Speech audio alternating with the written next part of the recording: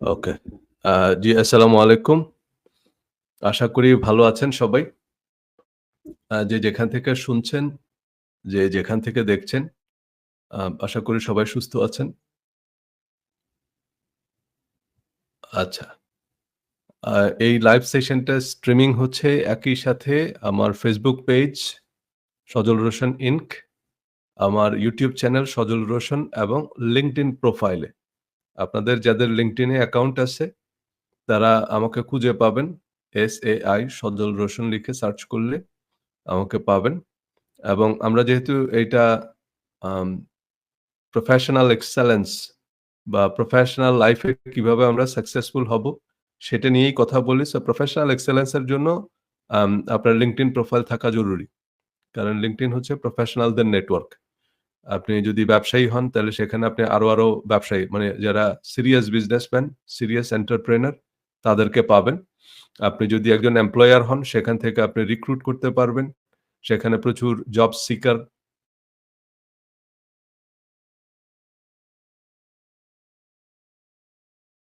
Job offer করতে পারবেন।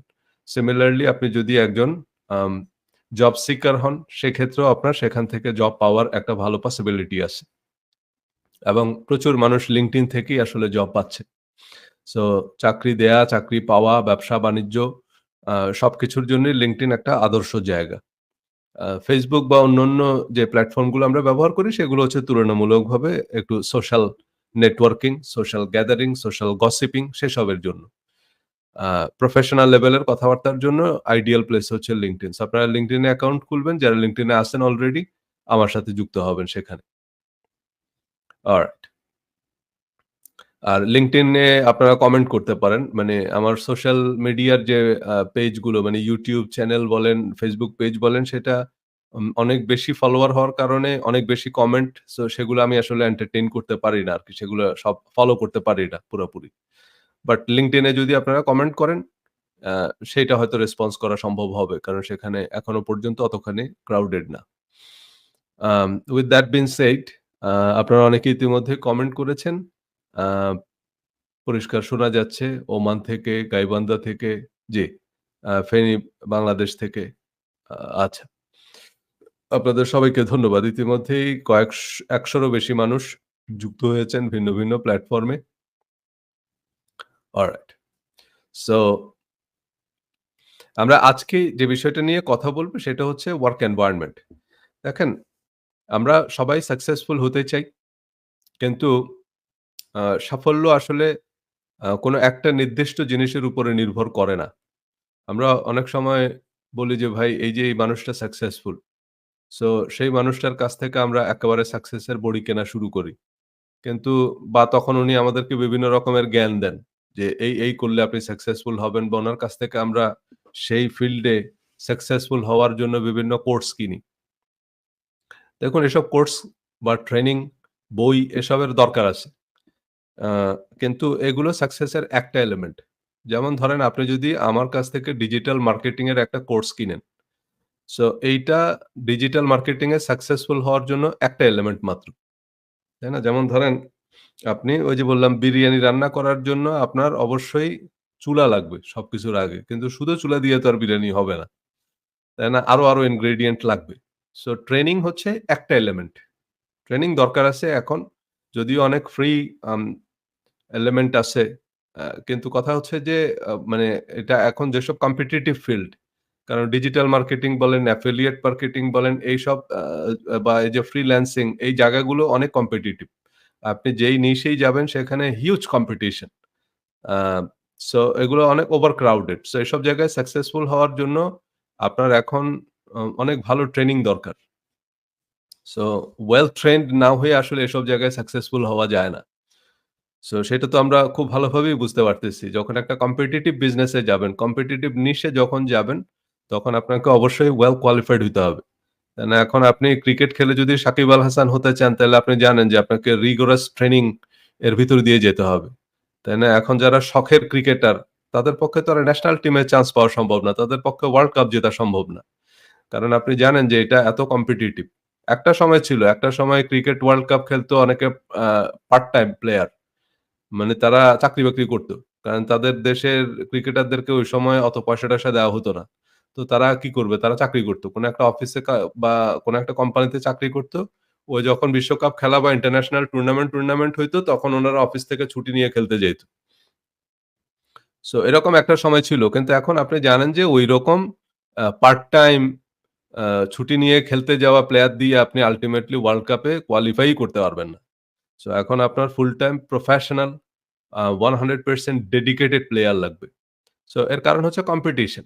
আপনার অপোনেন্টে বা আপনার বিপরীতে যারা খেলতেছে তারাও এরকম সিরিয়াস। তারা মেপে খায়। তারা প্রত্যেকটা কদম হিসাব করে দিচ্ছে অ্যাথলেটরা। সো ওইভাবে মেইনটেইন না করলে তাকে দিয়ে ওরকম কোনো বড় রকমের অ্যাচিভমেন্ট সম্ভব না। সো এরকম আমরা যখন এখন আমাদের চাকরির ক্ষেত্রগুলো যে আমরা যখন বড় কিছু অ্যাচিভ করতে যাব, যত উপরে উঠতে যাব তত কম্পিটিশন এর মুখোমুখি হব। আরো একজন দেখা যাচ্ছে যে প্রতিনিয়ত ট্রেনিং এর ভিতর দিয়ে যাচ্ছে। এই যে যেমন আমি এই সেশনটা শুরু করার আগেও আমি একটা ট্রেনিং এ ছিলাম। মানে অনলাইনে আমি একটা কোর্স করতেছি। ওই যে Coursera আমার সাবস্ক্রিপশন নেয়া আছে। প্রতি মাসে $50 করে দিতে হয়। সো আ তো প্রতি মাসে $50 মানে কিন্তু কম টাকা না। মানে বছরে হিসাব করলে $600 $600 করে দিচ্ছি। তো এখন আমি একটা কোর্স করতেছি। এটা হচ্ছে ইউনিভার্সিটি অফ ভার্জিনিয়ার একটা course AI and marketing. So continuously আপনাকে এসব ট্রেনিং কারণ প্রতিনিয়ত নতুন টুল আসতেছে। প্রতিনিয়ত নতুন আইডিয়া আসতেছে মার্কেটে। নতুন কম্পিটিটর আসতেছে। সো আ মানে এই যে একটু আগে যে লেসনটা করতেছিলাম সেখানে দেখাচ্ছিল যে, Netflix এর যে কম্পিটিটর Netflix আ একটা সময় খুব ভালো ব্যবসা করতেছিল। সবই ঠিকঠাক। কিন্তু হঠাৎ করেই যখন Disney চলে আসলো এই একই ধরনের স্ট্রিমিং বিজনেসে, তখন কিন্তু Netflix এর বিজনেসে বড় রকমের প্রভাব পড়ছে। সো এর কারণ হচ্ছে Netflix এ মানুষ মেইনলি হচ্ছে ডিজনির যে ক্রিয়েশন গুলো সেগুলোই বেশি দেখত। সো পরে ডিজনি হচ্ছে Netflix থেকে তাদের যত যা কিছু আছে আরকি তাদের তো অনেক কিছু ডিজনির। সো সবকিছু তারা নিয়ে গেছে ডিজনি প্লাস এর মধ্যে। সো এরকম মার্কেটে আরো অসংখ্য কম্পিটিটর আসবে। আপনি যত বড় বিজনেসম্যানই হন, নতুন সো এসব কম্পিটিশন এনালাইসিস করতে হবে। তাদের কি স্ট্র্যাটেজি, আমাকে কোন জায়গায় ডেভেলপ করতে হবে। সো সেজন্য কন্টিনিউয়াসলি এসব ট্রেনিং, এসব পড়াশোনার দরকার হয়। বাট এইসব ট্রেনিং হচ্ছে ওই যে বললাম এটা হচ্ছে একটা এলিমেন্ট। বাট সাকসেস এর আরো অনেকগুলো এলিমেন্ট আছে।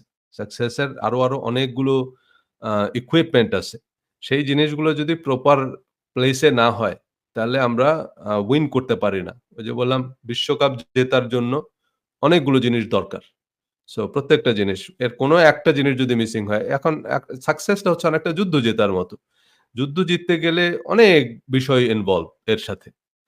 সো সেইসব জিনিসগুলো যদি সঠিক জায়গায় না থাকে বা সেসব জিনিসগুলো যদি ঐরকম হইলেও টাইমিং, পজিশনিং আ মানে সবকিছু রেসিপি, দেন আপনার ওই যে বললাম না প্রসেস কিভাবে আপনি রান্না করবেন, সেসব কিছুর উপর ছোট জিনিসগুলো একটা বড় রকমের পার্থক্য তৈরি করে দেয়। তার মানে যেমন ধরেন একটা রান্না, কেউ বিরিয়ানি বিক্রি করে মানে কোটি টাকার মালিক হয়ে গেছে। আবার কারো বিরিয়ানি মুখেও তোলা যায় না। তো ২ টাই তো বিরিয়ানি। আপনি বলবেন যে অলমোস্ট সবকিছুই কিন্তু ১৯-২০ ২ টা বিরিয়ানিতেই একই ধরনের চালই ব্যবহার করা হইছে। ২ টা বিরিয়ানিতেই সেই একই খাসির মাংসই ব্যবহার করা হইছে। মানে ইনগ্রিডিয়েন্ট এগুলো কিন্তু কাছাকাছি। খুব বেশি একটা যে আকাশ পাতাল পার্থক্য তা না। কিন্তু স্বাদে আ বড় রকমের পার্থক্য এবং আল্টিমেটলি গিয়ে দেখা গেল যে আউটকাম বা অ্যাচিভমেন্ট বা ইনকাম এর দিক থেকে গিয়ে কোটি টাকার তফাৎ। তো এর কারণ হচ্ছে ছোট মাইক্রো এলিমেন্ট গুলো। সেগুলোকে আপনার কনসিডার করতে হবে। এখন বড় শেফ যারা, বড় ওরকম বিখ্যাত বাবুর্চি যারা, তারা এরকম ছোট অনেকগুলো জিনিস কনসিডার করে। সো এগুলো আমরা যখন সফল হতে চাইবো, তখন আমাদের এসব ছোট জিনিসগুলোকে কনসিডার করতে হবে। তাই না? আপনি একটা ভিডিও বানাবেন।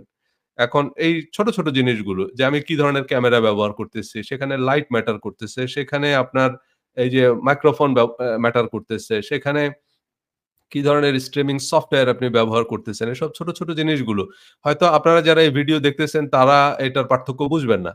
যে এইসব আপনার কাছে মনে হবে যে ভাই ঠিকই তো মনে হচ্ছে। ২ টা তো একই রকমই মনে হচ্ছে। হ্যাঁ, আবার এইসব শুধু মাইক্রোফোন দিয়ে হবে না। শুধু লাইট, ক্যামেরা সেসব দিয়েও হচ্ছে না। যিনি কথা বলতেছেন তিনি কি কথা বলতেছেন? আ সো সেসব জিনিসের উপর অনেক কিছু নির্ভর করে। আবার এর মধ্যেও কিছু বিষয় আছে যেগুলো আনকন্ট্রোলেবল। অনেক সময় দেখা যাচ্ছে যে এক্সাক্ট সেইম কনটেন্ট আমি আ YouTube এও আপলোড করলাম, আবার Facebook এও আপলোড করলাম। এখন Facebook এ আমার হাইয়েস্ট আম ভিউড যে ভিডিওটা, যেমন আমি একেবারে নাম মেনশন করেই বলি। Facebook এ আমার সবচেয়ে বেশি ভিউ হইছে একটা ভিডিও, সেটা হচ্ছে রাষ্ট্র ধর্ম ইসলাম। আনফরচুনেটলি আমার সেই ভিডিওটা YouTube এ লোয়েস্ট ভিউ। মানে আমার রিলিজিয়াস মাইন্ডসেট এর কোন ভিডিও মানে ১,০০,০০০ এর নিচে ভিউ না। মোটামুটি সবগুলা ভিডিওই ১,০০,০০০ এর উপরে ভিউ YouTube এ। শুধু ওই রাষ্ট্র ধর্ম ইসলাম যে ভিডিওটা, সেই ভিডিওটা ১,০০,০০০ এর নিচে ভিউ। এটা হচ্ছে YouTube এ। আবার সেই একই video Facebook A highest view, more than 1 million, 1.1 million view. But exact same video, same মানে আ একই ভিডিও এডিট করার পরে আমি Facebook এও আপলোড করলাম, YouTube এও আপলোড করলাম। YouTube এ সেটা আমার সবগুলো ভিডিওর মধ্যে লোয়েস্ট, আর Facebook এ সবগুলো ভিডিওর মধ্যে হাইয়েস্ট। একই ভিডিও। নাও এর কোনো অ্যান্সার আমার কাছে নাই। আপনি যদি আমাকে জিজ্ঞেস করেন ভাই এর কারণটা কি? এর কোনো কারণ নেই। এরকম মার্কেটে কিছু জিনিস আছে যার কোনো ব্যাখ্যা নাই। আবার ঠিক একই কথা YouTube এ আমার হাইয়েস্ট ভিউ হচ্ছে আমার আ একটা ভিডিও, যে ভিডিওটা নিয়ে আমি নিজেও খুব একটা স্যাটিসফাইড ছিলাম না। সেটা হচ্ছে আ কোরআনের সালাত এবং আমাদের নামাজ। মানে ওই ভিডিওর মধ্যে আমার ওই যে ঢোক গিলার একটা আওয়াজ আসতেছিল, আমার নিজের কাছেই awkward লাগতেছিল। কিন্তু তখন আমার অত বেশি সাবস্ক্রাইবার ছিল না, অত ভিউ-টিউ হইতো না। আমি চিন্তা করলাম যে দূর এটা আর কে এমন খেয়াল করবে। কিন্তু সেই ভিডিওটাই Facebook এ, YouTube এ আমার highest view 1.1 million view. But সেই ভিডিওটা আমি পরে আবার এডিট-টেডিট করে, মানে ওই যে, যে জায়গা দিয়ে ওরকম awkward কিছু সাউন্ড ছিল, সেগুলো আবার কেটে-কুটে আমি Facebook এ আপলোড করলাম। Facebook এ সেটা কোনো ভিউই হয় নাই। মানে পরে আ পরে আবার আরেক সমস্যার কারণে পরে সেটা আমি Facebook থেকে আবার নামিয়েও ফেলতে হইছে। কিন্তু সেটা Facebook এ তেমন ভিউ হয় না। Facebook এ ৫০,০০০ ভিউ হইছে সেটা। অথচ YouTube এ একই ভিডিও, বরং Facebook এ আমি আপলোড করছি আরো বেটার ভার্সন। আরো পরে আরেকটু সেটাকে এডিট-টেডিট করে ঘষা-মাজা করে আরেকটু আপডেট করে সেটা আপলোড করলাম, কিন্তু সেখানে ৫০,০০০ ভিউ হইছে। সো কথা হচ্ছে এইটা, কিছু জিনিস আছে মার্কেট, মার্কেটে কিছু জিনিস আছে আনকন্ট্রোলেবল। বাট আমরা যখন মার্কেটিং নিয়ে কথা বলি তখন আমরা হয়তো বেস্ট প্র্যাকটিস, যে হ্যাঁ, আমি বেস্ট প্র্যাকটিসটা, হ্যাঁ, আমার মেরিনা আপু কমেন্ট করছে আমার চুলের স্টাইলটা সুন্দর হয়েছে। আমার ছেলে কালকে বলল আমি কি ডিফারেন্ট পারসন হয়ে গেছি। চুল কাটানোর পরে ডিফারেন্ট পারসন। আচ্ছা। জি, থ্যাংক ইউ। কথা হচ্ছে যে কিছু জিনিস আছে আনকন্ট্রোলেবল। তো সেটা হচ্ছে কি, ওই যে বললাম লাক। মানে আমার যেটুকু চেষ্টা সেই চেষ্টাটুকু আমি করব। তারপরে কিছু ব্যাপার আছে লাক। আপনারা আমার ওই যে আ অ ট্রায়ালগ পার্টনার আছে ফখরুল ইসলামকে চিনেন। ফখরুল অনেকদিন থেকে খুব ভালো কনটেন্ট বানায়। আমি একবার একটা স্ট্যাটাসেও লিখছি যে ফখরুল এত দারুণ কনটেন্ট বানায়। মানে ফখরুল এমনিতে কিন্তু অত্যন্ত কোয়ালিফাইড একটা আ ছেলে। আপনারা যারা আমাদের ওই যে ট্রায়ালগটা দেখছেন, ফখরুল ঢাকা ইউনিভার্সিটিতে অত্যন্ত মেধাবী স্টুডেন্ট। আ তারপরে ঢাকা ইউনিভার্সিটির পরে আমেরিকায় এসে সে খুব ভালো ইউনিভার্সিটি থেকে ২ টা মাস্টার্স করছে। তারপরে আপনার নর্থ ক্যারোলাইনা ইউনিভার্সিটি থেকে পিএইচডি করছে নিউক্লিয়ার ইঞ্জিনিয়ারিং এ। অত্যন্ত ব্রিলিয়ান্ট স্টুডেন্ট এবং খুবই আম হাইলি কোয়ালিফাইড। একটা মানে এবং সে হচ্ছে কারেন্ট ইভেন্ট গুলো নিয়ে বিভিন্ন রকমের এনালাইসিস করে। তো কিন্তু সেগুলো অত ভিউ হচ্ছিল না। মানে আমি নিজেই এত অবাক হলাম যে এত কনসিস্টেন্টলি ও কনটেন্ট তৈরি করে কিন্তু এগুলোর ভিউ হচ্ছে না কেন? আমার কাছে এর কোনো অ্যান্সার নেই। তো তারপরে আমি বিভিন্ন সময় ফখরুলকে বলে যেতাম যে, "ফখরুল আপনি কন্টিনিউ করেন। আপনার ভিউ আসবে।" সো রিসেন্টলি এই যে আ আ ও হচ্ছে লাইফ স্প্রিং কে নিয়ে কিছু ভিডিও তৈরি করছে ইয়াহিয়া আমিনকে নিয়ে, এবং সেগুলোর আবার এখন প্রচুর ভিউ হচ্ছে। এবং সেটা থেকে অবশ্য সে একটা এক্সপোজার পাচ্ছে। সো কারণ অনেকগুলো সলিড আ আ গ্রাউন্ড সে তুলে ধরছে আরকি। সে কারণেই সেটা নিয়ে এখন প্রচুর আলোচনা সমালোচনা হচ্ছে। আ যাই হোক। তো কথা হচ্ছে যে কিছু জিনিস আছে এখন এখন মানে লাইফ স্প্রিং থেকে যেটা বলা হচ্ছে যে আপনি কোন একজন বিখ্যাত মানুষের সমালোচনা করে সে বিখ্যাত হওয়ার জন্য এটা করতেছে, এটা একটা ভুল ধারণা। যেমন ফখরুল গত ৪ বছর ধরে ভিডিও বানাচ্ছে এবং সে বিখ্যাত মানুষদেরকে নিয়েই ভিডিও বানায়। সে সবারই সমালোচনা করে। জাফর ইকবালকে নিয়ে সমালোচনা করতেছে। এর থেকেও অনেক বিখ্যাত মানুষদেরকে নিয়ে সমালোচনা করছে। এবং সেগুলোও খুব ভ্যালিড সমালোচনা, কিন্তু তারপরেও সবসময় ভিউ হয় না। সবসময় সেরকম এক্সপোজার পাওয়া যায় না। সো কথা হচ্ছে যে আপনি আপনাকে যেটা করার আপনি যেটা করণীয় সেটা করে যেতে হবে। কিছু, কিছু জিনিস আছে আনকন্ট্রোলেবল। তো সাকসেস এর অনেকগুলো এলিমেন্ট আছে। আ সবগুলো মিলিয়ে একটা রেজাল্ট তৈরি হয়। এবং এই যে আ এবং কিছু, কিছু জিনিস আছে যেটা শুধু আমার উপরে নির্ভর করে না। মানে আমার সাকসেসটা আমার উপরে নির্ভর করে না। কিছু, কিছু জিনিস আছে আনকন্ট্রোলেবল, কিছু, কিছু জিনিস আছে এক্সটার্নাল। সেসব জিনিসগুলো। তো আমরা এই সিরিজে আলোচনা করছিলাম যে আমাদের মনোভাব বা আমাদের মানসিকতা, আমাদের দৃষ্টিকোণ, আমাদের দৃষ্টিভঙ্গি কিভাবে আমাদের সাফল্যের পিছনে ভূমিকা রাখে।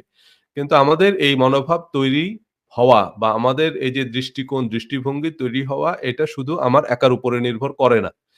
আমার সারাউন্ডিংস সেটা আমাকে হেল্প করে একটা আ মানে একটা মেন্টাল স্টেট ডেভেলপ করতে।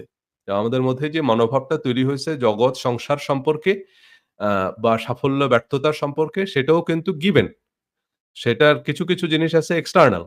আমরা যে ফ্যামিলিতে বেড়ে উঠছি, আমরা যে স্কুলে পড়াশোনা করছি, সো আমাদের ফ্রেন্ড, ফ্যামিলি মেম্বার, রিলেটিভস আ সো সেখান থেকে আমাদের মধ্যে জীবন সম্পর্কে, আমাদের সম্পর্কে, আমাদের এই জগৎ সম্পর্কে, আমাদের সাফল্য ব্যর্থতা সম্পর্কে একটা পারসেপশন তৈরি হয়। এখন আমাদের একেকজনের ফ্যামিলি তো একেক রকম। আমাদের একেকজনের স্কুল একেক রকম। আ এরপরে হচ্ছে রিলিজিয়ন। মানে আমাদের আশেপাশে যারা যাদেরকে আমরা রিলিজিয়ন প্র্যাকটিস করতে দেখি। সো সেখান থেকে আমাদের মধ্যে মনোভাব তৈরি হইছে। সেগুলো নিয়ে আমরা আলোচনা করছি। গত পর্বে আমি আলোচনা করছিলাম হচ্ছে পলিটিক্স নিয়ে। যে পলিটিক্যাল এনভায়রনমেন্ট, যে পলিটিক্যাল এনভায়রনমেন্ট এ আমরা বেড়ে উঠি। সো সেখানে আমি কতগুলো উদাহরণ দিয়েছি। যে আপনি কি ধরনের পলিটিক্যাল এনভায়রনমেন্ট এ বেড়ে উঠবেন। এখন যেমন ধরেন আপনি যদি একটা ডেমোক্রেটিক এনভায়রনমেন্ট এ বেড়ে উঠেন। যেমন ধরেন আমেরিকা হচ্ছে ডেমোক্রেটিক কান্ট্রি। এখন আপনি যদি ডেমোক্রেটিক কান্ট্রি তে থাকেন, তাহলে আ আপনি এক ধরনের মানুষ হবেন। আপনার সোশ্যাল বা আপনার বিহেভিয়ারাল প্যাটার্ন একরকম হবে। আবার আপনি যদি কোন অটোক্রেটিক রেজিম এ বেড়ে উঠেন। মানে আপনার জন্মই সেখানে, আপনি সেখানেই বেড়ে উঠছেন। যেমন ধরেন সৌদি আরব। সৌদি আরব একেবারে এক্সট্রিমলি অটোক্রেটিক একটা রেজিম। মানে সেখানে আপনি রাজনীতি নিয়ে বা রাষ্ট্রনীতি নিয়ে কোনো মন্তব্যই করতে পারবেন না। রাষ্ট্র কিভাবে চলতেছে সেটা আপনার কনসার্নই না। আপনি প্রতিদিন আপনার কাজে যাবেন, কাজ করে বাসায় ফিরবেন। আপনি সেখানকার রাজতন্ত্র, সরকার নিয়ে যদি কোনো সমালোচনা সোশ্যাল মিডিয়ায় করেন, মানে সৌদি আরবে যদি কেউ থাকেন একটু কমেন্ট করে জানাতে পারেন যে তার কি হইতে পারে? আপনি যদি মোহাম্মদ বিন সালমানের কোনো সমালোচনা করেন সৌদি আরবে বসে, তাইলে আপনার পরিণতি কি হইতে পারে? যারা সৌদি আরবে আছেন কয়েকজন একটু কমেন্ট করে জানাইতে পারেন। এই একই কথা দুবাই, কাতার, কুয়েত মানে এগুলা এক্সট্রিমলি অটোক্রেটিক রেজিম। ঠিক একই রকম হচ্ছে আপনি যদি কোন কমিউনিস্ট কান্ট্রি তে বসবাস করেন। এখন আমরা জানি গণতন্ত্রের সাথে একটা সম্পর্ক আছে সেটা হচ্ছে আ ক্যাপিটালিজমের। মানে গণতন্ত্র এই যে আমরা বলি যে আমেরিকা হচ্ছে গণতন্ত্র। গণতন্ত্রের সাথে মানে একটা হচ্ছে রাজনীতি আর একই সাথে সেটার একটা অর্থনৈতিক তত্ত্ব আছে। সেটা হচ্ছে আ ক্যাপিটালিজম। ক্যাপিটালিজম মানে হচ্ছে মুক্ত বাজার অর্থনীতি। সহজ কথায় যদি আমি বলি গণতন্ত্র মানে হচ্ছে মুক্ত বাজার অর্থনীতি। মানে গণতন্ত্রের অর্থনৈতিক ধারণাটা হচ্ছে মুক্ত বাজার অর্থনীতি।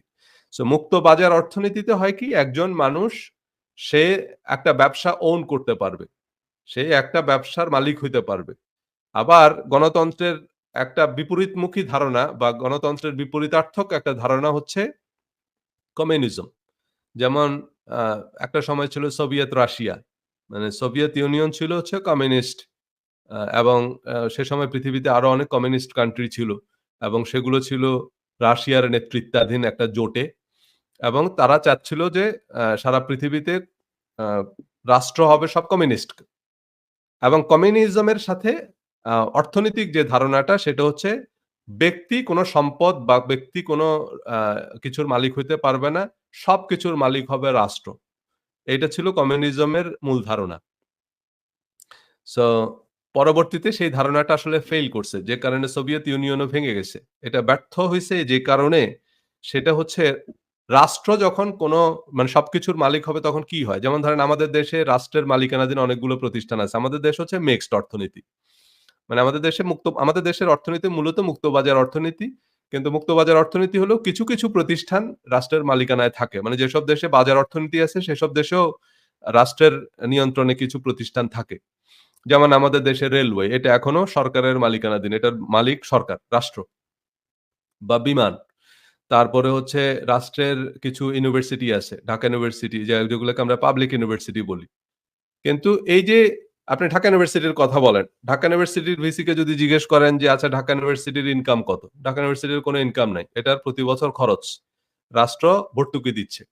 কিন্তু ইউনিভার্সিটির কোনো ইনকাম ইউনিভার্সিটিগুলো জেনারেট করতে পারতেছে না। রেলওয়ের কোনো ইনকাম নাই। এসব প্রতিষ্ঠানগুলো রাষ্ট্রের জন্য বোঝা হয়ে দাঁড়িয়েছে। তো এর কারণ হচ্ছে সেটা হচ্ছে সরকারি কর্মকর্তাদের দুর্নীতি। এবং এই কারণে সোভিয়েত রাশিয়াও ভেঙে গেছে। কারণ সরকারি কর্মকর্তাদের যে সীমাহীন দুর্নীতি এবং আ তখন গিয়ে বুঝা গেল যে না এটা কোনো ভ্যালিড আইডিয়া না। বরং এই যে ব্যক্তি ব্যবসার উদ্যোগ নিবে এবং প্রতিযোগিতার মাধ্যমে বাজারে আ মানে কাস্টমার সবচেয়ে বেশি লাভবান হবে এবং এই ধরনের অর্থনীতিতে উৎপাদনও বেশি হয়। যে কারণে পরবর্তীতে চায়না এখন কমিউনিস্ট কান্ট্রি যদিও, কিন্তু একই সাথে চায়না কিন্তু বাজার অর্থনীতির ধারণাটাও অ্যাডপ্ট করছে। এজন্য চায়নাকে বলা হয় এক দেশে দুই নীতি। এক দেশে দুই নীতি মানে হচ্ছে চায়নাতে কমিউনিজমও আছে, আবার চায়নাতে বাজার অর্থনীতিও আছে। কারণ চায়নাতে অনেক কিছু আছে রাষ্ট্র ইন্টারফেয়ার করে সবকিছুর মধ্যেই। But at the same time অনেক ব্যক্তি সেখানে ব্যবসার মালিক হচ্ছে যেমন এই যে জ্যাক মা, তাই না? আলিবাবা-টালিবাবা এরকম টিকটক এরকম অনেক এইটা যখন চায়না অ্যাডপ্ট করলো তখন অনেক বড়, বড় কোম্পানি চায়নাতে জন্ম নিয়েছে। এবং চায়না অর্থনৈতিকভাবে অনেক এগিয়েছে।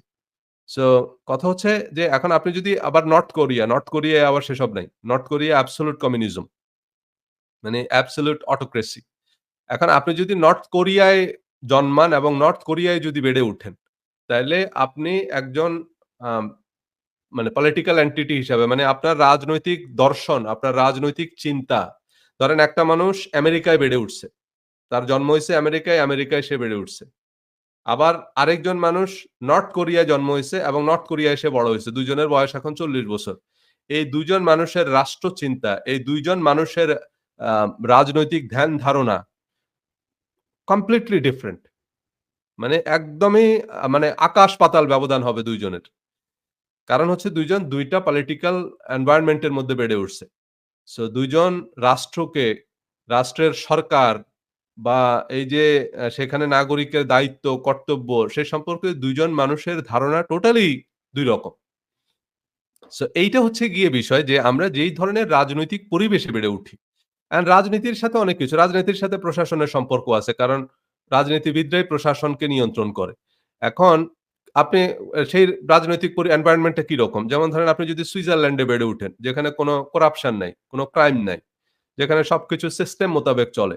সেখানে যখন আপনি বেড়ে উঠবেন তখন আপনি একভাবে চিন্তা করবেন। মানে আপনার থট প্রসেস টা হবে একরকম। আবার আপনি যখন একটা করাপ্টেড কান্ট্রি তে বেড়ে উঠবেন, সেখানে আপনি চিন্তা করবেন আরেকভাবে। যেমন ধরেন বাংলাদেশে যখন আপনি পাসপোর্ট বানাবেন, তখন আপনি চিন্তা করবেন যে আমাকে পাসপোর্ট বানানোর জন্য পাসপোর্টের দালাল ধরতে হবে। তাই না? কিন্তু আমেরিকাতে আপনি পাসপোর্ট বানানোর জন্য দালাল ধরবেন, সে বলবে, "দালাল কি জিনিস ভাই? দালাল আবার কি? দালাল দালাল কেন লাগবে?" মানে পাসপোর্ট বানানোর জন্য এখানে সবকিছু সিস্টেমেটিক করা আছে। সিস্টেম মোতাবেক আপনার পাসপোর্ট বাসায় চলে আসবে। সো আপনাকে এই যে দালাল-মালাল ধরা এ এ এসব এখানে নাই। এগুলা তারা শুনলে আপনার দিকে এমনি হা করে তাকায় থাকবে। বলে, "কি বলতেছে এটা? What is dalal? What do you mean by it?" মানে তার কাছে এটা বিস্ময়কর মনে হবে। কিন্তু আমাদের দেশে আপনি নিয়ম মোতাবেক যদি করেন, তাহলে সেটা হবে না। সেটা আমরা সবাই জানি। একটা ট্রেড লাইসেন্স নিতে যাবেন, সেখানেও ঘুষ দিতে হবে। ঘুষ দিবেন না, তো আপনার এই ট্রেড লাইসেন্স হবে না।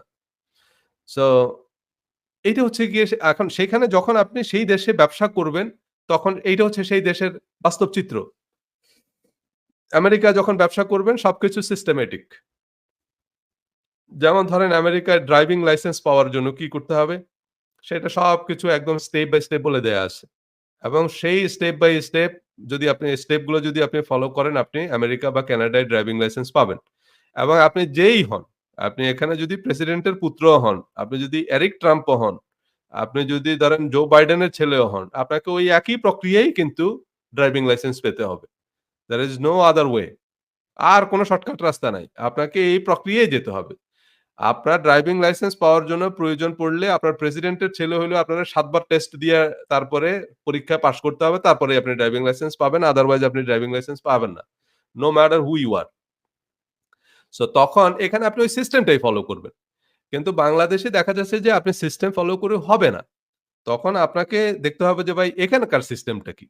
সো তখন তার মানে কি? আপনি চিন্তাটাই করতেছেন কিন্তু বাঁকা।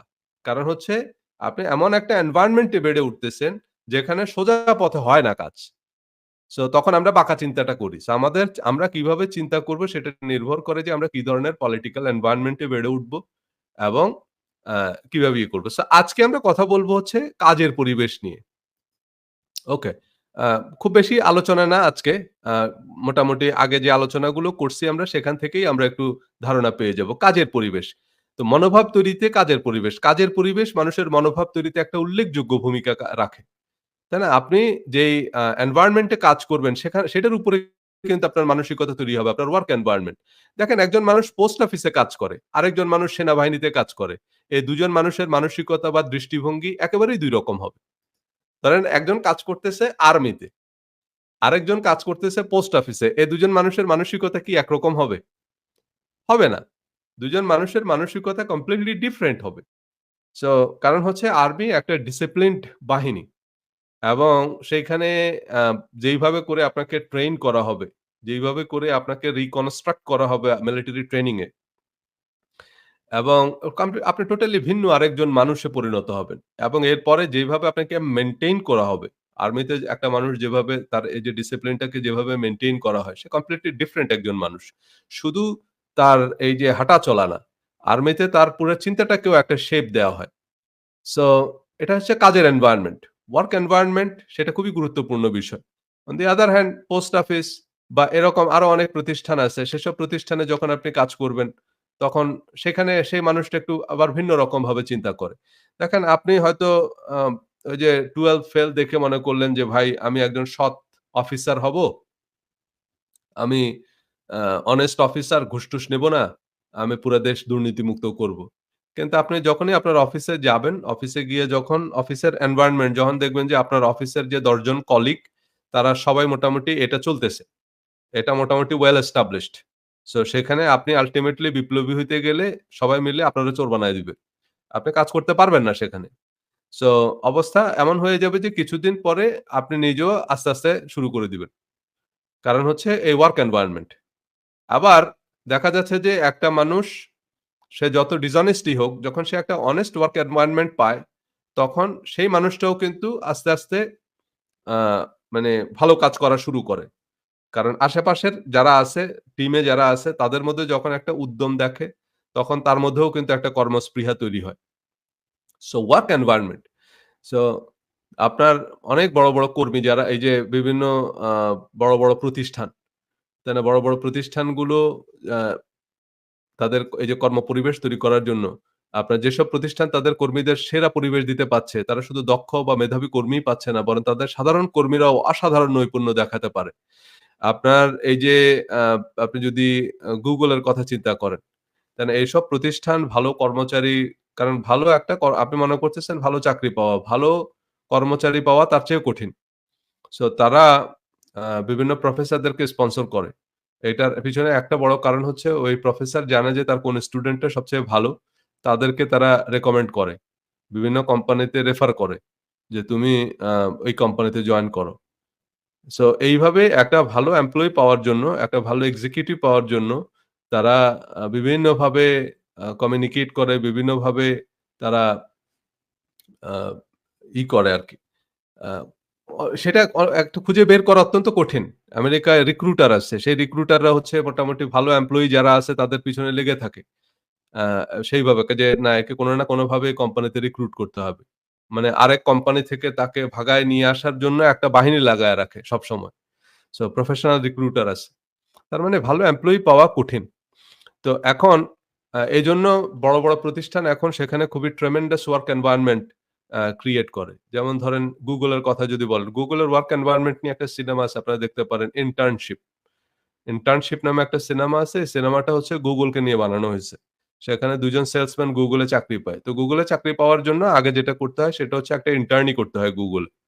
মানে ওরা ১ম এ আপনাকে ৩ মাসের জন্য একটা ইন্টার্নির সুযোগ দিবে। তো তখন Google এর প্রত্যেকটা জায়গায় আপনাকে কাজ করতে হবে শিক্ষানবিশ।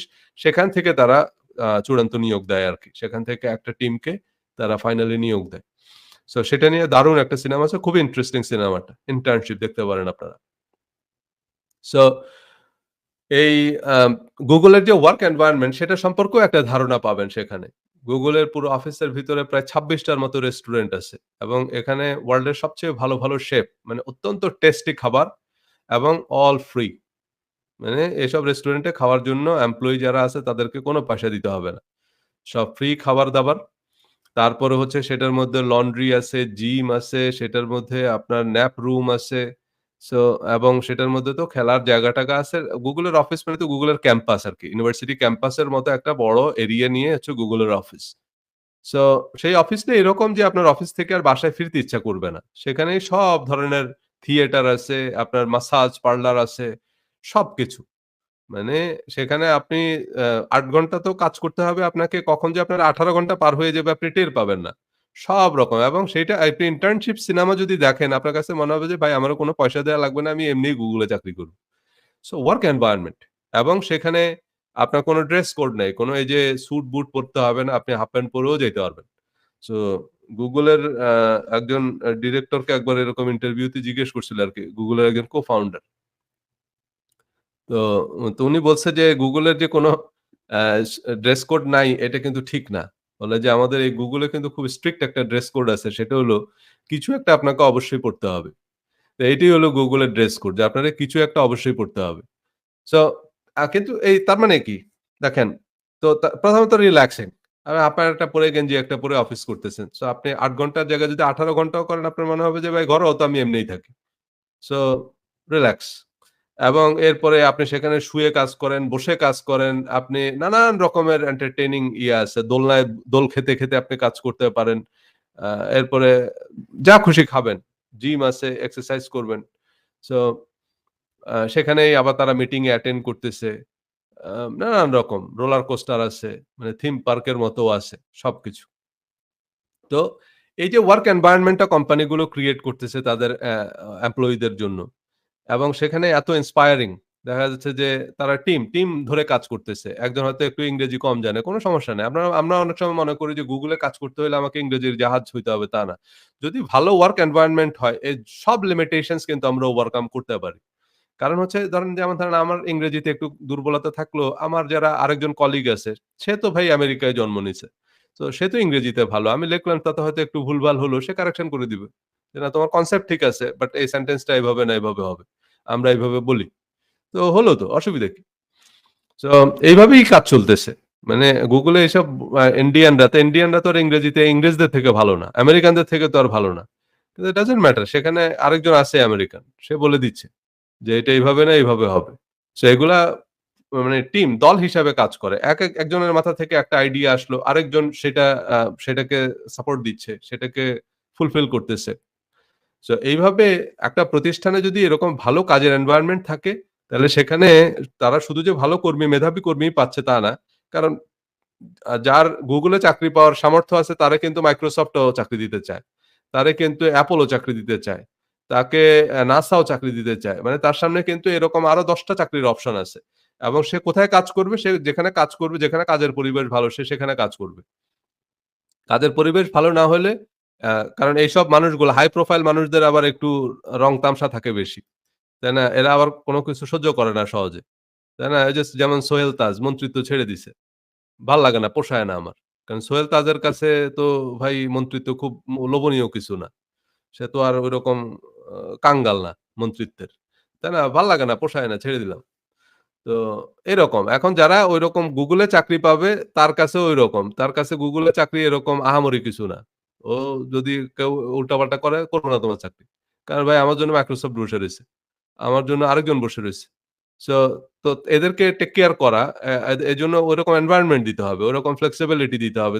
তাদের ফ্যামিলি আছে। সো সেই জিনিসগুলো টেক কেয়ার করতে হবে। সো এখন আমাদের দেশে হয় কি আমাদের দেশে আ মানে দেখা গেল যে জব তুলনামূলকভাবে কম সেই তুলনায় মানে বেশি, ক্যান্ডিডেট অনেক বেশি। যে কারণে তারা মোটামুটি ক্রীতদাসের মতো বিহেভ করে। যে ভাই তোমার মতো ভাত ছিটাইলে কাকের অভাব হবে না। যে তোমার মতো এরকম আ ট্রেইনার এরকম মার্কেটিং কনসালটেন্ট ভাই আজকে সার্কুলার দিলে ১,০০,০০০ অ্যাপ্লিকেশন পড়বে। কথা সত্য। যে কারণে তারা মানুষকে ওইভাবে আমাদের দেশের কর্পোরেশন গুলো সেইভাবে রেসপেক্ট করে না। সেভাবে মানে ভালোভাবে ট্রিট করে না। মিসট্রিট করে অনেক সময়।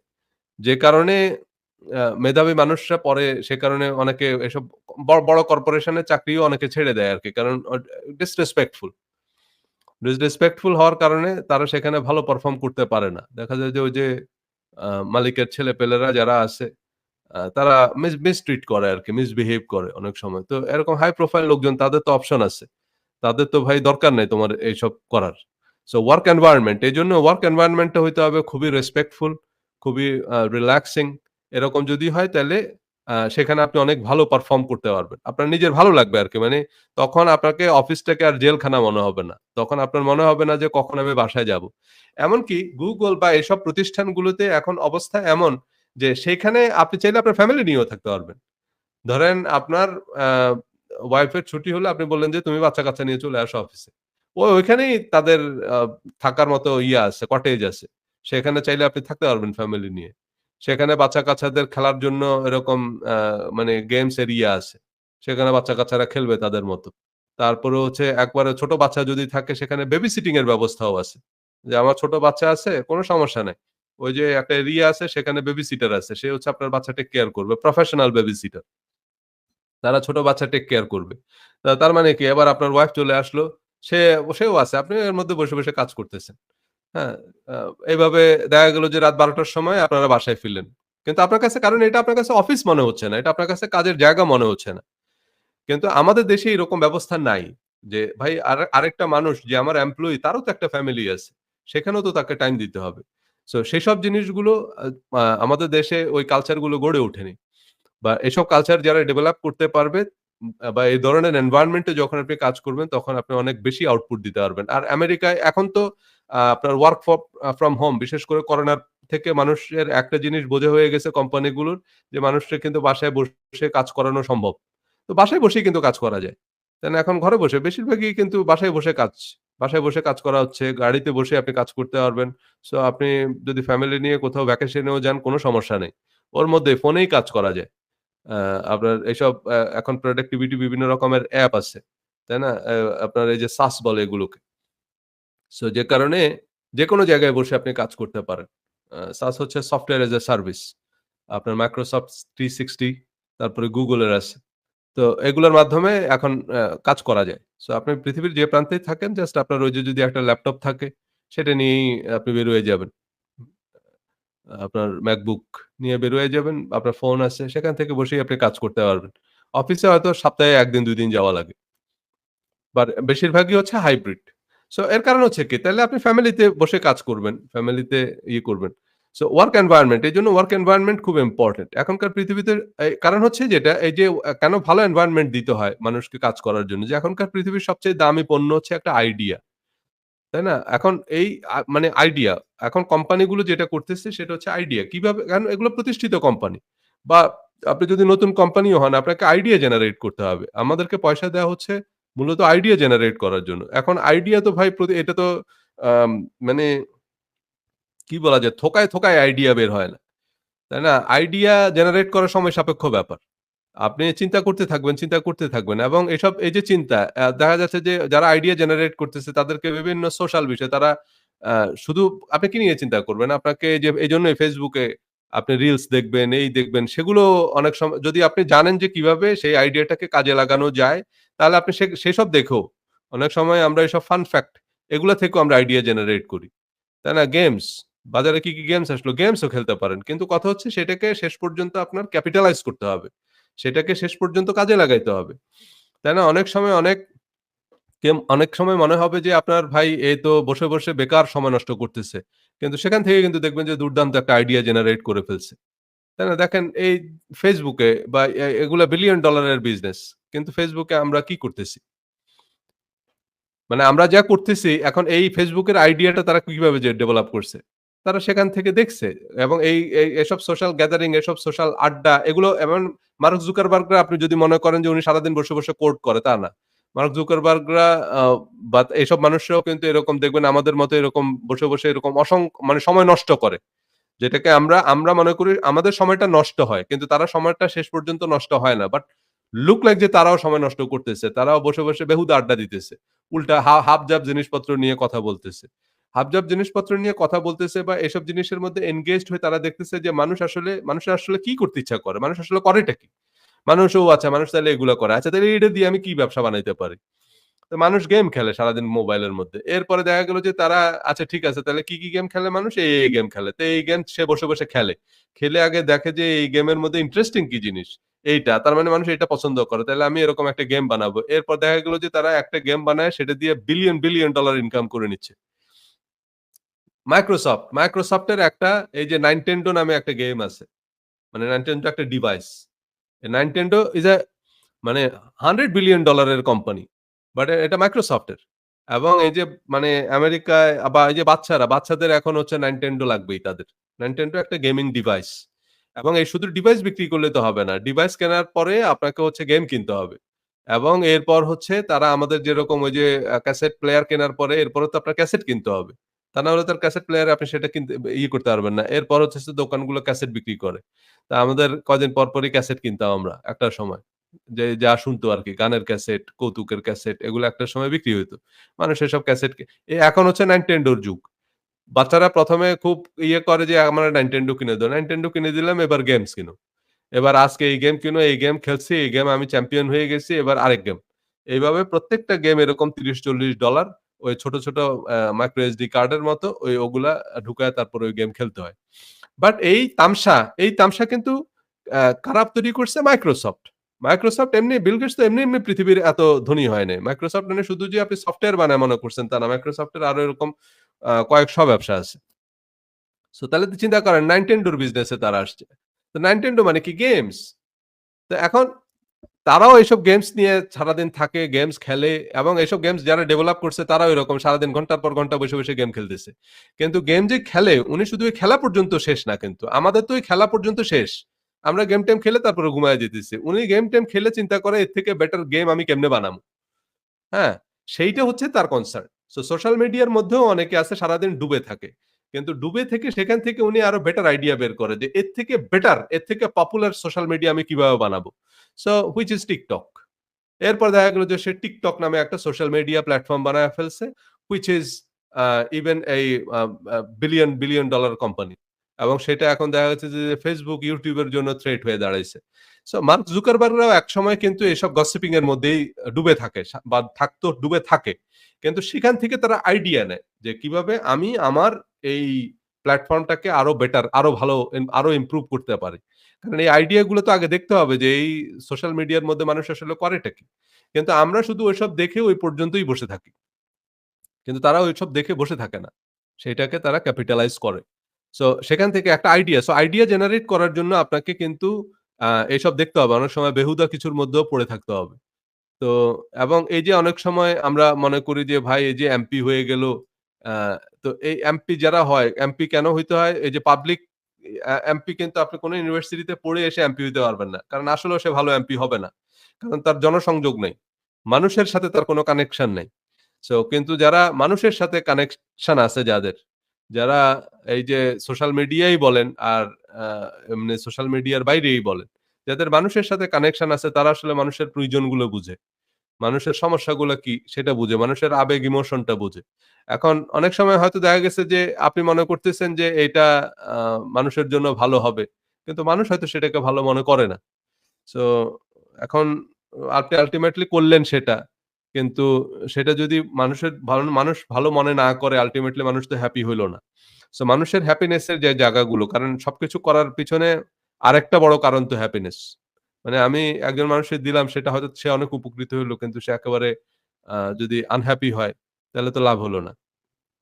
সো আপনি তাকে স্বাস্থ্যকর খাবার দিলেন কিন্তু সেটা যদি সুস্বাদু না হয় তাহলে সে খাবে না, খেতে চাইবে না। সো সেটা হয়তো ভালো। আপনি তারে ১ থালা করল্লা দিলেন। এখন আপনি বললেন যে, "ভাই করল্লা ভালো, খান।" কিন্তু মানে সেটা তো একটা স্বাদেরও ব্যাপার আছে। সেটা হয়তো অল্প পরিমাণে হইতে হবে। আরো একটু সুস্বাদু জিনিসও দেন।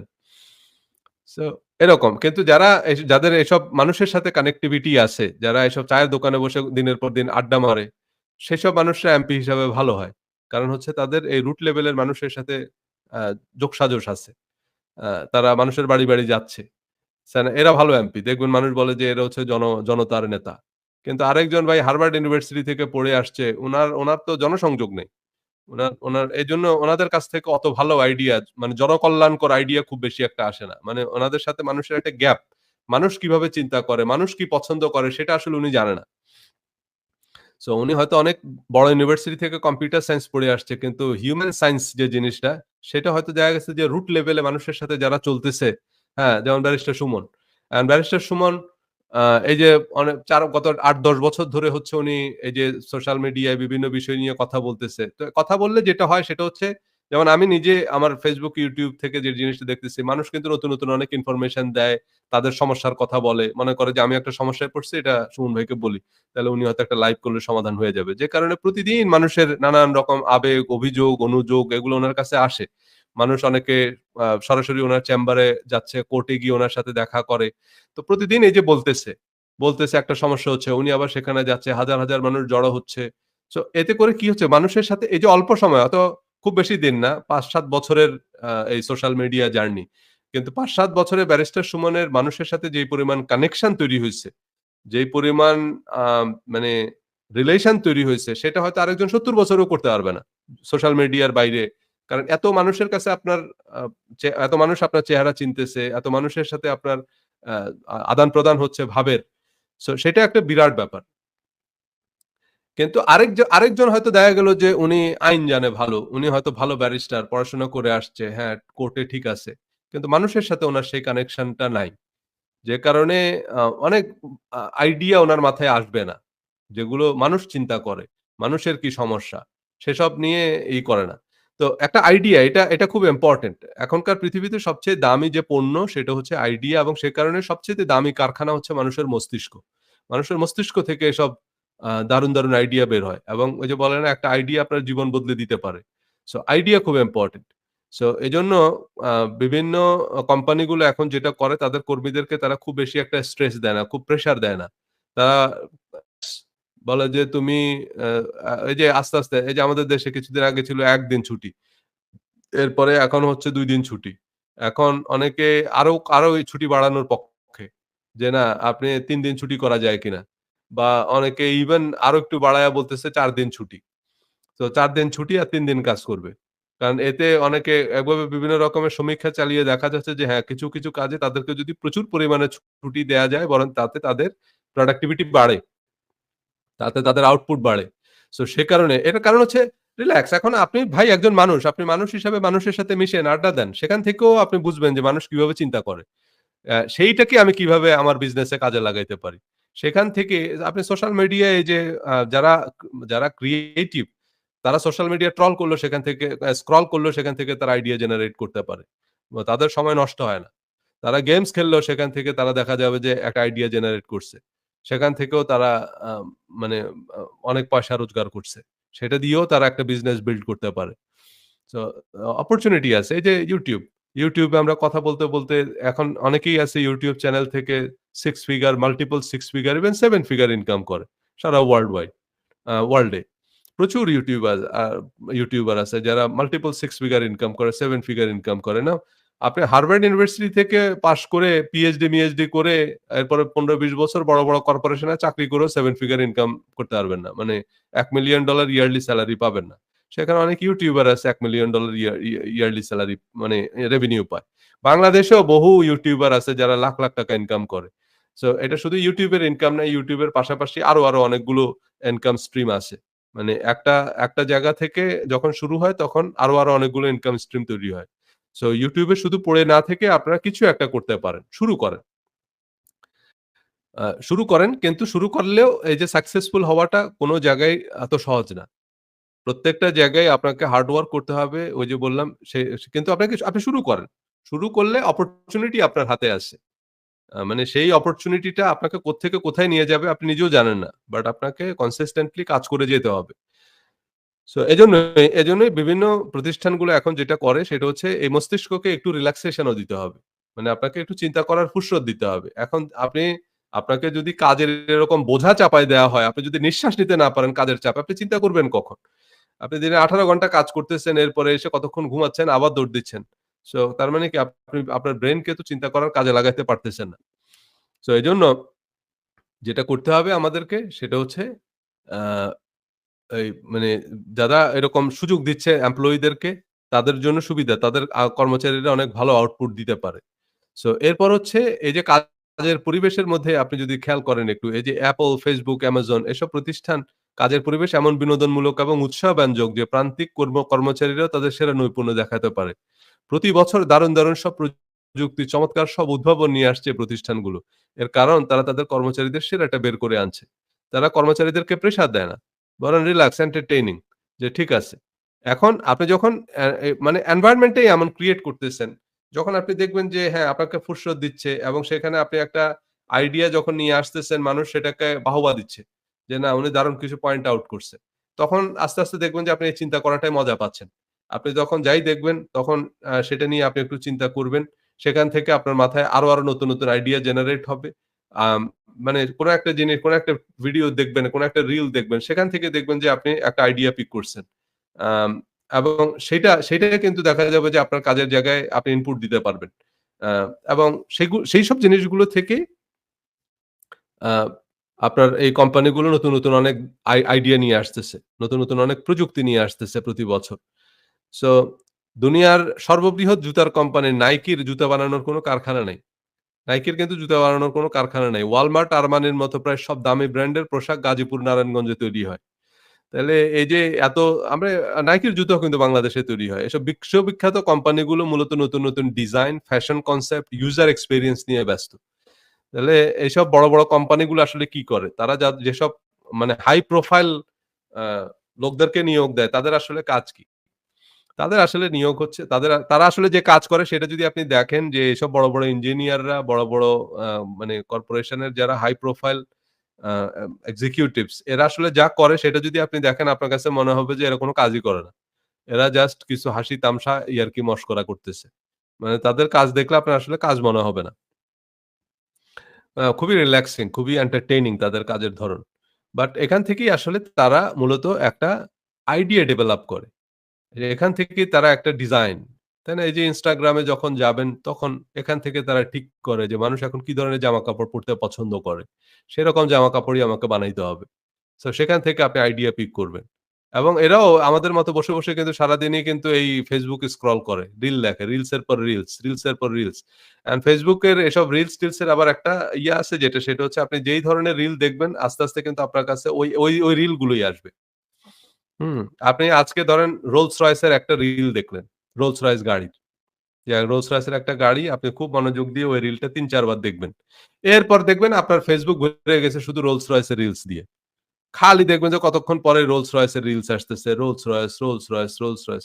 এরকম পৃথিবীর প্রত্যেকটা বিষয়ে মিলিয়নস অফ রিলস আছে, মিলিয়নস অফ ভিডিও আছে Facebook এ। শুধু আপনি যেটা দেখবেন আপনাকে সেটাই দেখাবে। আপনি যদি আজকে প্লেন বানানোর ভিডিও দেখেন যে কিভাবে প্লেন বানায়, এরকম ১ টা ২ টা রিল দেখবেন মনোযোগ দিয়ে এরপর দেখবেন যে আপনার পুরা Facebook ভর্তি হয়ে গেছে খালি প্লেন বানানোর ভিডিও দিয়ে। যে কিভাবে প্লেনের ইঞ্জিন বানায়। তারপরে আপনি যা কিছু করবেন, আপনি অ্যাস্ট্রোনটদেরকে নিয়ে যদি রিল দেখা শুরু করেন, এরপর Facebook আপনাকে সেগুলোই দেখাবে যে আপনি হয়তো এসব বিষয়ে ইন্টারেস্টেড। সো যারা আ মানে বড়, বড় কর্পোরেশনে তারাও এরকম ঘন্টার পর ঘন্টা এসব Facebook রিলস-টিলস এগুলো স্ক্রল করে। বাট এখান থেকে তারা আইডিয়া জেনারেট করে। এ ধরনের বেহুদা আড্ডা-মাড্ডার মধ্যেও তারা থাকে। বাট তাদের সার্কেল আলাদা। আ মানে সেখানে বসে তারা এসব আড্ডা-মাড্ডা মারে কিন্তু ঐখান থেকে তারা আইডিয়া পিক করে। সেই আইডিয়াটাকে একটা শেপ দেয়। সেখান থেকে তারা একটা বিলিয়ন ডলারের টেকনোলজি বানায়া ফেলে। সো এটা হচ্ছে গিয়ে বিষয়। এবং এরপরে এসব জিনিস বানানোর পরে এগুলো এক্সিকিউট করার জন্য তেমন কিছুই লাগে না। ওই যে এসব পোশাক-টোশাক এগুলো সব বাংলাদেশে তৈরি হয়। সো এরা যে জিনিসটা করে সেটা হচ্ছে তারা নতুন, নতুন ডিজাইন, ফ্যাশন কনসেপ্ট তারপরে ইউজার এক্সপেরিয়েন্স যে কোনটা করলে চলবে। তো এখন আমেরিকার একজন রাজনীতিবিদ আর বাংলাদেশের একজন রাজনীতিবিদের মানসিকতা, দৃষ্টিভঙ্গি, আচরণ উল্লেখযোগ্য রকমের ভিন্ন। তাই না? এখন দেখেন দুজনই রাজনীতিবিদ। কিন্তু ওই যে বললাম কাজের এনভায়রনমেন্ট। এখন যে আমেরিকায় রাজনীতি করে তার মানসিকতা একরকম, তার দৃষ্টিভঙ্গি একরকম, তার আচার-আচরণ একরকম।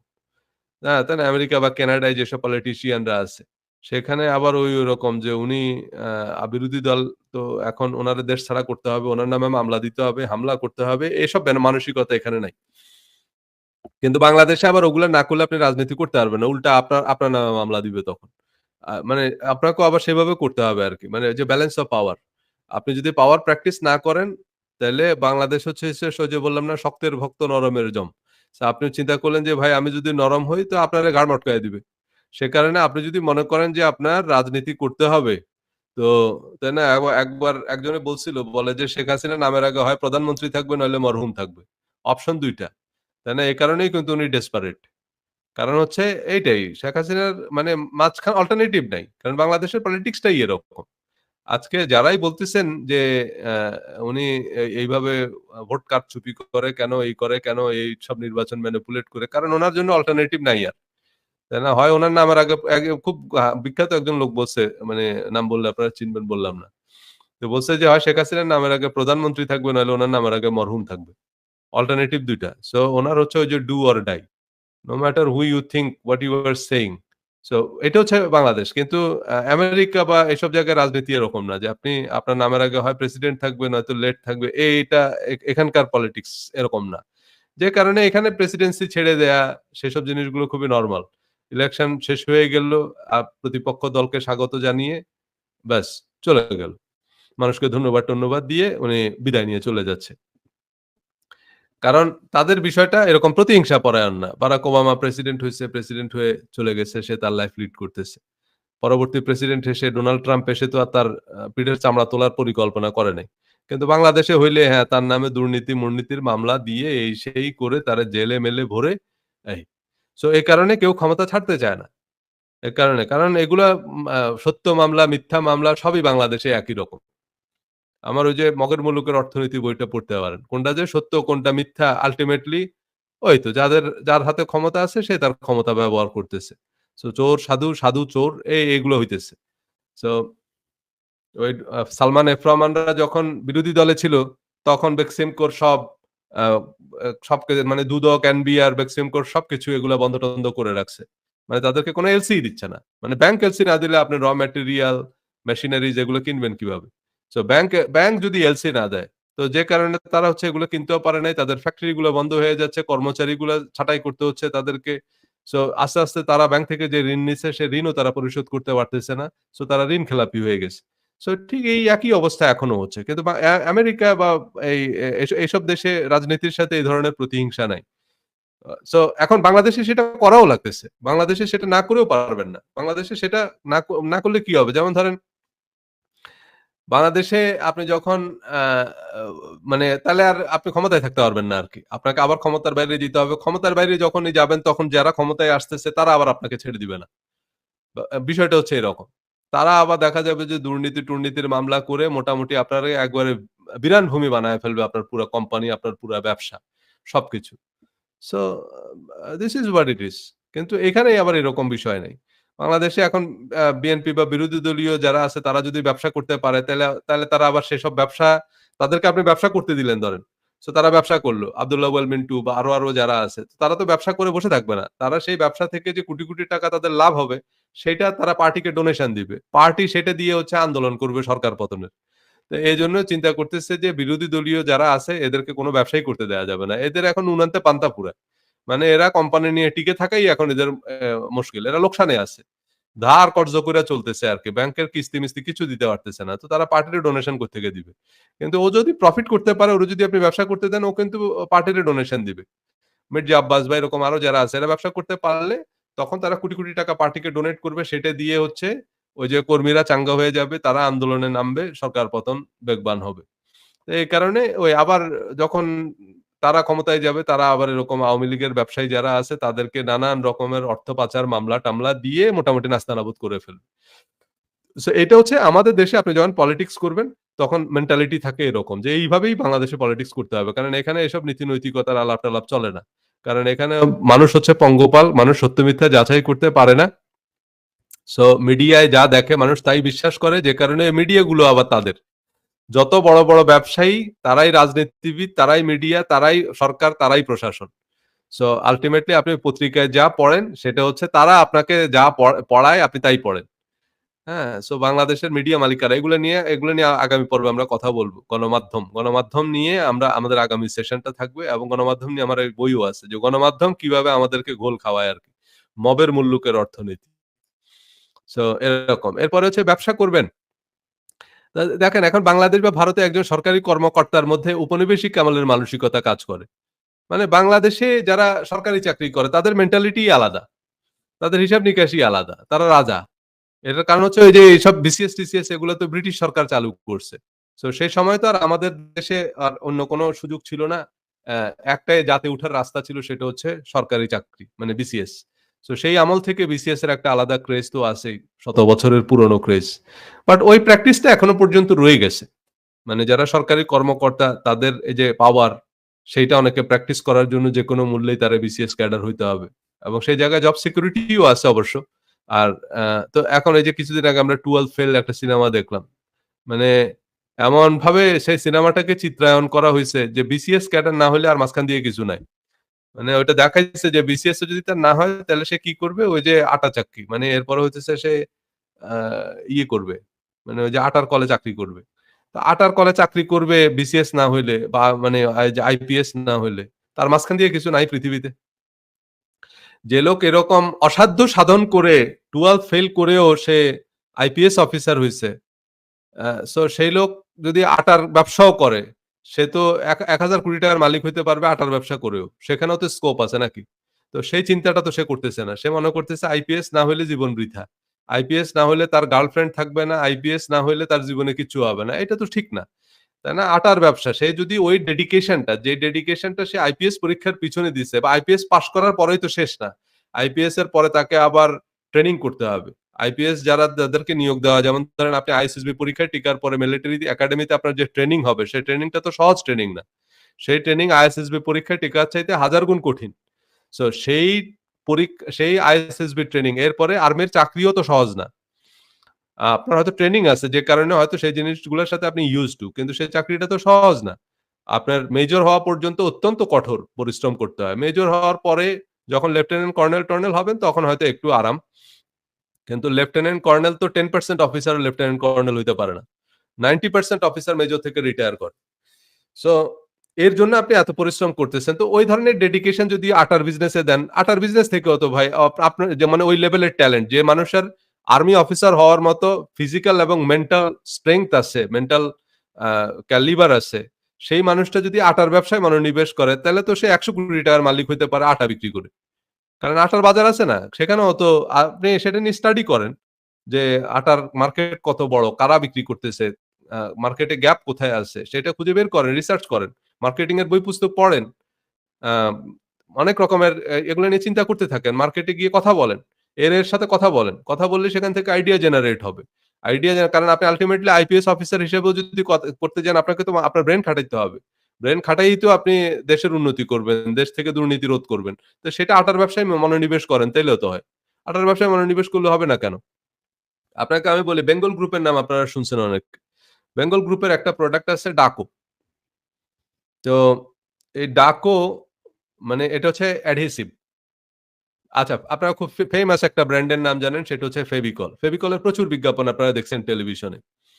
প্রচুর বিজ্ঞাপন দেখছেন। মানে ইন্ডিয়ান ব্র্যান্ড এবং বাংলাদেশেও এটা বিক্রি হয় এবং বাংলাদেশের মিডিয়াতেও প্রচুর বিজ্ঞাপন দেয় ফেভিকল এবং ফেভিকলের বিজ্ঞাপন দেখতে মোটামুটি আমাদের মুখস্থ হয়ে গেছে ফেভিকল। কিন্তু আপনি একটা সারপ্রাইজিং ইনফরমেশন আজকে শুনেন আমার কাছ থেকে। বাংলাদেশে যত অ্যাডহেসিভ বিক্রি হয়, এর মধ্যে এই ফেভিকল 10% ও বিক্রি হয় না। মানে মানে ফেভিকলের মার্কেট শেয়ার হচ্ছে অ্যারাউন্ড 10%। আর 90% মার্কেট শেয়ার হচ্ছে ডাকোর, যেটার নাম আপনি শুনেন নাই। কারণ ডাকো কোন সময় টেলিভিশন পত্রিকায় বিজ্ঞাপন দেয় না। তাহলে ডাকো কিভাবে এত বিরাট মার্কেট ক্যাপচার করছে এবং আপনি আরো যদি শুনেন, এই ডাকোর পুরা কারখানা দিতে লাগছে হলো ৳৫,০০,০০০ ৳৫,০০,০০০ একটা কারখানা। মানে এটা কিছুই না। বড় একটা কড়াই ওটার মধ্যে কতগুলো ইনগ্রেডিয়েন্ট দেয় ওগুলো গলায় অ্যাডহেসিভ বানায়। এই ফেভিকল-মেভিকল বানানোর এমন কোন আ মানে বিরাট কোন নিনজা টেকনিক নেই। ওই রাবার-মাবার কিছু জিনিস আছে জাস্ট এগুলা ওই নির্দিষ্ট অনুপাতে একটা বড় কড়াইয়ের মধ্যে দেয় সেগুলা নিচ দিয়ে হিট দেয় আরকি। হিট দিলে ওইটা গলে অ্যাডহেসিভ হয়ে যায়। এটাই। এটা খুবই সিম্পল একটা টেকনোলজি। কিন্তু এই মানে শত কোটি টাকার ব্যবসা কিন্তু এটা। মানে যেখানে ফেভিকলের মতো এত ফেমাস ব্র্যান্ড তাদের থেকে তারা অন্তত 9 টাইমস বেশি বিক্রি করে। এই ডাকো। কিভাবে বিক্রি করে? এর কারণ হচ্ছে ওই যে বেঙ্গল গ্রুপ। বেঙ্গল গ্রুপের মালিকের ছেলে। মানে ও যখন পড়তো তখন এই ডাকর ব্যবসা শুরু করছে। এবং উনি তখন এটার মার্কেটটা খুঁজে বের করল যে এটার মার্কেট হচ্ছে আমাদের দেশের এই যে মুচি যারা আছে। আপনার মুচিরা হচ্ছে এটা দিয়ে ওই যে জুতা বানায় আরকি। এই যে এটার হচ্ছে সবচেয়ে বড় মার্কেট হচ্ছে এই যারা জুতা বানায় তারা। তো এই জুতার বানানোর তো আলাদা মানে এরিয়া আছে যেখানে শয়ে, শয়ে জুতার ফ্যাক্টরি এবং সেখানে তারা বসে, বসে জুতা বানায়। সেসব জুতা সারা দেশে বিক্রি করে। তো উনি ওইসব জায়গায় যাইতো। ওই যে পুরান ঢাকার ওইদিকে আছে এরকম শাঁখারী বাজার, ঠাটারি বাজার এরকম জায়গাগুলোতে যাইতো। এরকম চিপা গলির ভিতরে। তো উনি গিয়ে এরকম এসব মুচি-টুচি এদের সাথে বসতো। একদম নিচে বসে এদের সাথে চা-টা খাইতো। খাইয়া আস্তে, আস্তে এদের সাথে রিলেশন বিল্ড করছে। বিল্ড করে তাদেরকে ১ম এ কিছু ফ্রি স্যাম্পল দিল। বলে যে, "আপনারা আমাদের এই অ্যাডহেসিভটা ব্যবহার করেন। ব্যবহার করে যদি ভালো হয় আমাদেরকে জানাবেন। তারপরে পয়সা দিয়েন, কিনেন আমাদের কাছ থেকে।" এইভাবে দিয়ে আস্তে, আস্তে তারা মার্কেট ক্রিয়েট করছে। এই মসজিদের সাথে বসে, বসে। এইভাবে করতে, করতে সব তাদের হচ্ছে বাল্ক কাস্টমার আরকি। মানে যারা হয়তো আপনি একটা ছোট কারখানা আছে একজনের সেখান থেকে সে জুতা বানায়। ব্যাস ওই লোকই কিন্তু তার কাছ থেকে লাখ, লাখ টাকার অ্যাডহেসিভ কিনতেছে। এইভাবে সে ছোট যেসব কারখানা আছে, কারখানার মালিকদের সাথে বসছে। এখন ধরেন এত বড় ব্যবসায়ী আসছে, তো তারা তো ১ কাপ চা খাওয়াইতে হয় নাকি? তো এই যে এইভাবে বসে, বসে উনি এই ছোট একটা ফ্যাক্টরি এবং এরপরে তো বেঙ্গল গ্রুপ অনেক বড় কোম্পানি যেহেতু তারা কিছু কর্পোরেট কানেকশন এই যে অ্যাপেক্স, বাটা এসব বড়, বড় কোম্পানির সাথেও তারা চুক্তি করছে। আ সো তারপরে বাট ফ্যাক্টরিটা শুরু হইছে ৳৫,০০,০০০ দিয়ে এবং ফ্যাক্টরিটা ১ম তারা শুরু করছে হলো এইসব ছোট যারা এন্টারপ্রেনার আছে তাদেরকে দিয়ে। এখন তারা ফ্যাক্টরির ক্যাপাসিটি বাড়াইছে। এখন হয়তো তাদের আরো বড় ক্লায়েন্ট আছে। তারাও তাদের কাছ থেকে কিনে।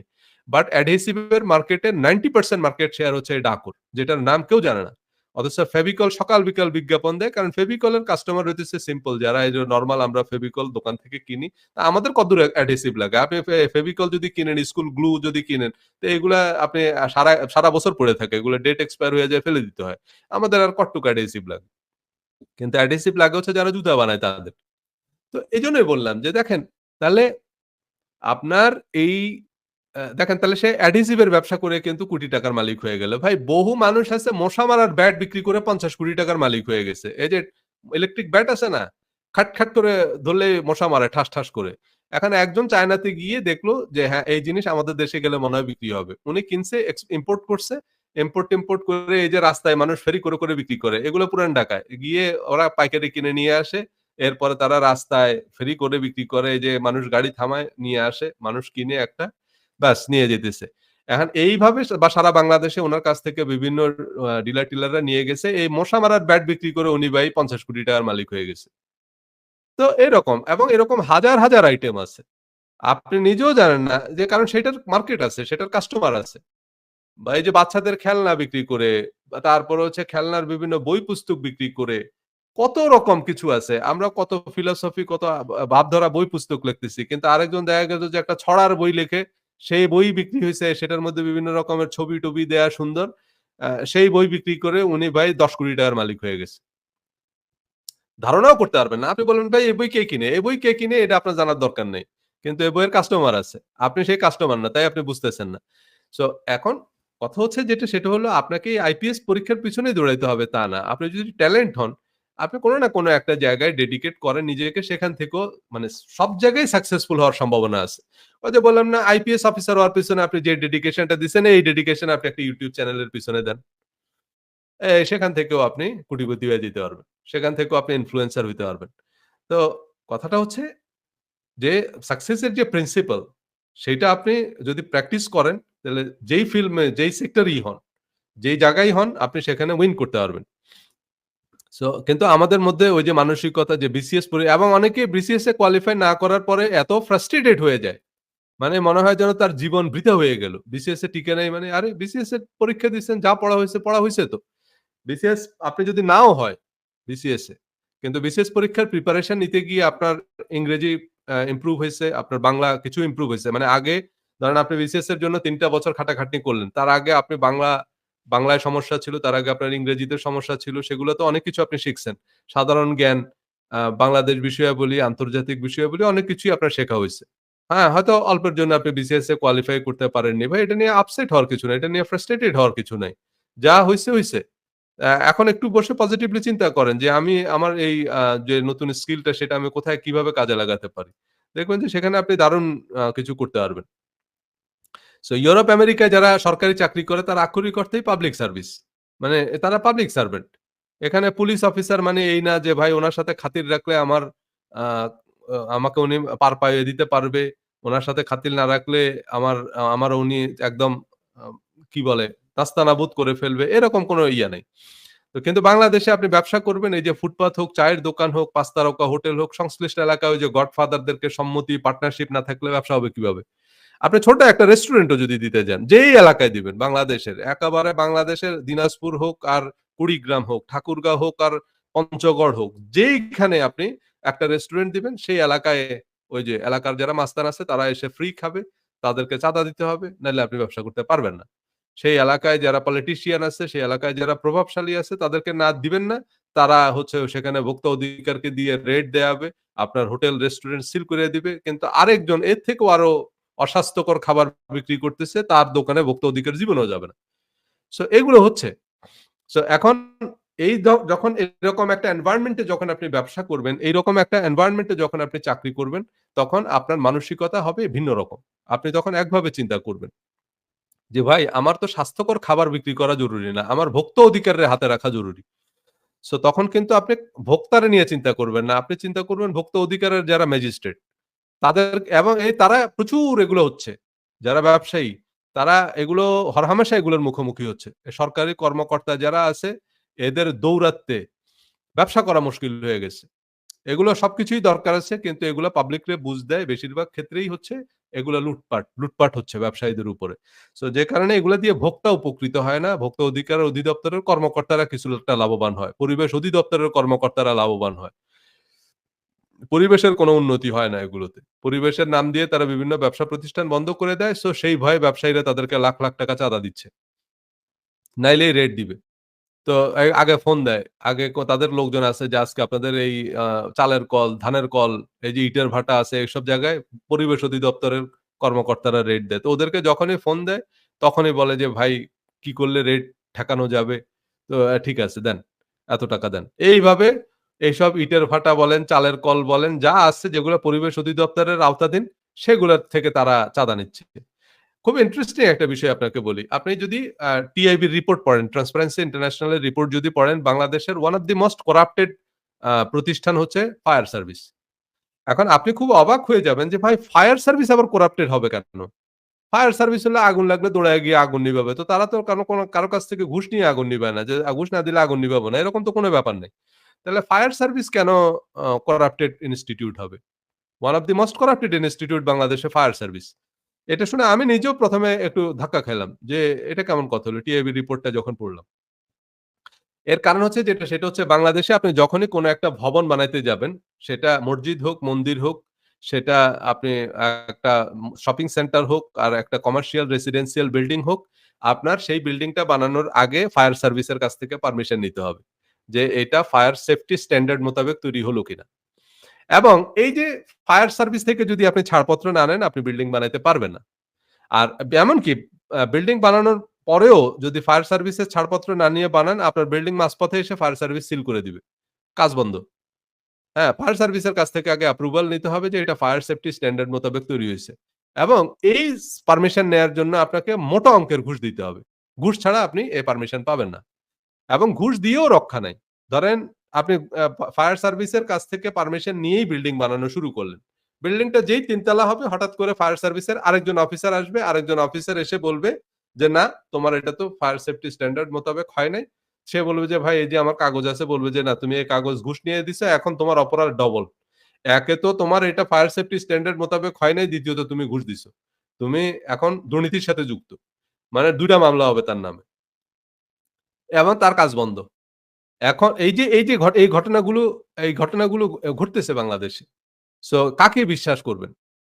এটা হচ্ছে এই ব্যাপারগুলো যখন যেসব দেশে ঘটে, সেসব দেশে আপনাকে ব্যবসা করার জন্য সোজা ব্যবসার বই পুস্তক পড়ে যদি আপনি ব্যবসা করেন, মাঠে মারা যাবেন। কারণ আপনাকে তখন এভাবে চিন্তা করতে হবে যে রাজনৈতিক সংশ্লিষ্টতা যদি থাকে আপনার রেস্টুরেন্টে আপনি ধরেন কোন একটা বড় পলিটিক্যাল লিডার যারা আছে তাদের রেস্টুরেন্ট আছে। বা ধরেন সাকিব আল হাসানের রেস্টুরেন্ট আছে। তো সাকিব আল হাসানের যে রেস্টুরেন্ট, সে রেস্টুরেন্টে সে ভেজাল খাবার বেচুক, পচা খাবার, বাসি খাবার বেচুক, কোনো অসুবিধা নাই। রেইড ইন্সপেকশন এর আগেই আপনারা খবর দেওয়া হবে। সাকিব আল হাসানের রেস্টুরেন্টে কেউ যদি রেড দেয়, তো ভোক্তা অধিকারের যে ম্যাজিস্ট্রেট আছে তার চাকরি তো চাকরির লুঙ্গিও থাকবে না। সো সেসব রেস্টুরেন্টের তারা রেট দিবে না। বড়, বড় এই যে ট্রান্সকমের যেসব রেস্টুরেন্ট আছে, পিজ্জা হাট, তারপরে হচ্ছে এগুলাতেও প্রচুর ভেজাল খাবার বিক্রি করে, বাসি খাবার বিক্রি করে, হ্যাঁ? কিন্তু অস্বাস্থ্যকর খাবার বিক্রি করে। এগুলাতে তারা প্রচুর প্রফিট বানায়। কিন্তু বিষয় হচ্ছে যেটা সেটা হলো কারণ এগুলো অনেক অনেক বেশি দামে বিক্রি করে। দেখেন মিনা বাজারের মতো একটা রেপুটেড ব্র্যান্ড, মিনা বাজারের এই মিষ্টিতে তেলাপোকা পাওয়া গেছে। এজন্য ভোক্তা অধিকার তাদেরকে জরিমানা করছে মোটা অঙ্কের। কিন্তু এইটা ২-১ টা মিডিয়ায় আসছে। বেশিরভাগ মিডিয়ায় এটা আসেনি। এবং মিনা বাজারের মালিক হচ্ছে জেমকন গ্রুপ। জেমকন গ্রুপের মিডিয়া হচ্ছে ঢাকা ট্রিবিউন এবং বাংলা ট্রিবিউন। ঢাকা ট্রিবিউন এবং বাংলা ট্রিবিউনে নিউজই হয় নাই। কয়েকটা মিডিয়ায় হইছে, ২-১ টা মিডিয়ায় হইছে। কিন্তু বেশিরভাগ মিডিয়াতে নিউজ হয় নাই। আর ঢাকা ট্রিবিউন, বাংলা ট্রিবিউনে তো হয়ই নাই। কারণ হচ্ছে মিনা বাজারও জেমকন গ্রুপের, বাংলা ট্রিবিউন, ঢাকা ট্রিবিউনও জেমকন গ্রুপের। অথচ বাংলা ট্রিবিউনের যিনি চিফ রিপোর্টার এই আপনার মাসুদ কামাল, উনি তো বিভিন্ন টক শোতে এসে অনিয়ম দুর্নীতির বিরুদ্ধে যেভাবে কথা বলে মনে হয় সাক্ষাৎ আব্দুল কাদের জিলানী।